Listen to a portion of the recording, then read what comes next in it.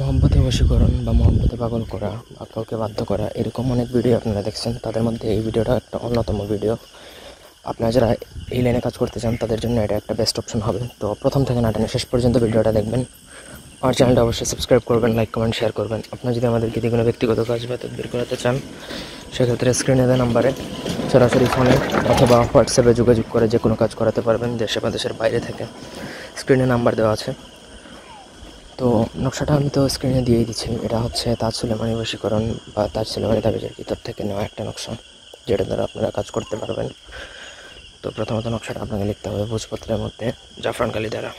আর নকশাটা আপনারা লিখবেন যে কোনো পূর্ণিমাতে, অমাবস্যাতে লিখতে যাবেন না, সেক্ষেত্রে এটার ফল আসবে না। তো পূর্ণিমাতে আপনি নকশাটা লিখবেন, নকশা যেভাবে দেওয়া আছে ঠিক সেইভাবে ভোজপত্রের মধ্যে জাফরান কালি দ্বারা, অথবা আপনি সাদা কাপড়ের মধ্যেও লিখতে পারবেন জাফরান কালি দ্বারা, ইচ্ছা।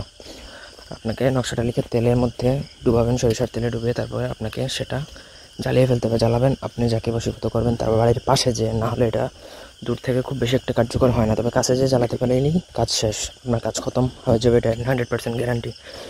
নকশার মাঝখানে, মানে মাঝখানের যে ঘরটা, সেই ঘরে মাতলুব লেখা আছে, মিম তোয়া লাম ওয়াও বা। এখানে আপনি আপনার মাতলুব, মানে যাকে চান বা যাকে বাধ্য করতে চান তার নামটা লিখবেন। আরবিতে লিখতে পারলে ভালো, যদি না পারেন তাহলে বাংলায় অথবা ইংরেজিতে লিখলেও হবে।